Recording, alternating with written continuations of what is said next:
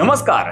अहिल्यानगरसह संपूर्ण महाराष्ट्राच्या राजकारणातील सर्वात मोठी बातमी समोर येत आहे. ज्या विजयावर प्रश्नचिन्ह उपस्थित करून खासदार निलेश लंके यांना कायदेशीर कचाट्यात ओढण्याचे प्रयत्न झाले, त्यावर आज मुंबई उच्च न्यायालयाच्या औरंगाबाद खंडपीठाने सत्याचा शिक्का मारला आहे. माजी खासदार सुजय विखे पाटील यांनी निलेश लंकेच्या निवडीला आव्हान देणारी याचिका न्यायालयाने फेटाळून लावली असून हा विखे गटासाठी मोठा कायदेशीर धक्का मानला जात आहे. 18 जुलै 2024 रोजी सुजय विखे यांनी लोकप्रतिनिधी कायदा 1951 अंतर्गत निलेश लंके यांच्या निवडीविरोधात याचिका दाखल केली होती. मात्र लंकेंनी याला प्रखर कायदेशीर आव्हान दिले. 21 नोव्हेंबर 2024 रोजी लंकेच्या वतीने CPC 1908 च्या ऑर्डर 7 रूल 11 अंतर्गत एक महत्त्वपूर्ण अर्ज दाखल करण्यात आला. यामध्ये विखे यांनी केलेले आरोप पुराव्यांच्या कसोटीवर टिकणारे नसून ते केवळ राजकीय हेतूने प्रेरित असल्याचं सांगण्यात आलं होतं. न्यायमूर्ती किशोर सिसंत यांनी दोन्ही बाजूंचे युक्तिवाद ऐकल्यानंतर 8 एप्रिल 2026 रोजी निकाल स्पष्ट केलाय. निलेश लंकेच्या वतीने ॲडव्होकेट प्रमोद पाटील आणि ॲडव्होकेट राहुल झावरे यांनी केलेल्या युक्तिवादामुळे विखेंची याचिका कायदेशीररित्या निष्प्रभ ठरली आणि न्यायालयाने ती फेटाळून लावली आहे. विखे घराण्यासाठी निवडणूक याचिका दाखल करणे ही काही नवीन बाब नाही. या निकालामुळे 1991च्या ऐतिहासिक लढतीची आठवण ताजी झाली आहे.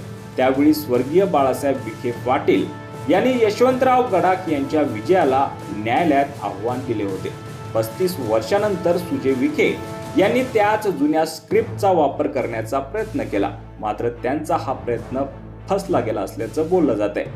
तसेच निलेश लंकेंच्या इंग्रजी बोलण्यावर टीका करणाऱ्या सुजय विखेंना निलेश लंकेंनी संसदेत इंग्रजीत शपथ घेऊन आधीच चोख प्रत्युत्तर दिले होते. आता न्यायालयाच्या या निकालाने लंके यांनी विखेंना पुन्हा एकदा मोठा झटका दिला आहे. गेल्या काही दिवसांपासून सोशल मीडियावर आणि काही पोर्टलच्या माध्यमातून निलेश लंकेच्या चारित्र्यावर शितोडे उडवण्याचे प्रकार सुरू होते.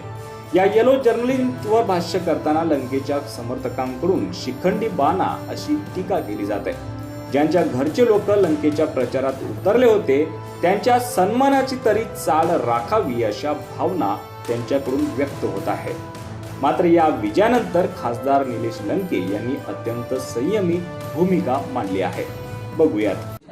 निवडणुकीमध्ये भरघोस अशा मताने त्या ठिकाणी सर्वसामान्य जनतेने मला त्या ठिकाणी निवडून दिले. पण माझ्या विरोधात जो प्रतिस्पर्धी उमेदवार निवडणूक लढवली त्या प्रतिस्पर्धी उमेदवाराला तो निकाल कधीही मान्य झाला नाही.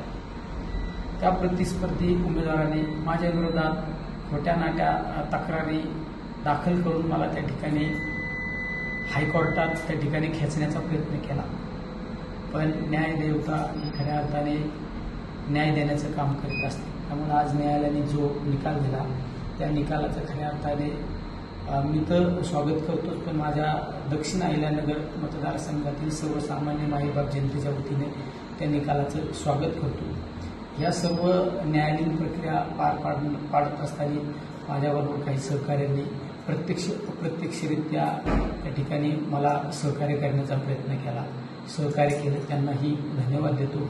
आणि न्याय व्यवस्था ही आजही अखंडितपणे अबाधित आहे हीच या ठिकाणी सांगू इच्छितो. एकूणच या निकालामुळे अहिल्यानगरमध्ये निलेश लंकेचे पारडे जड झाले असून विखे पाटलांच्या न्यायालयीन खेळीचा डाव त्यांच्यावरच उडतल्याची चर्चा राजकीय वर्तुळात रंगली आहे.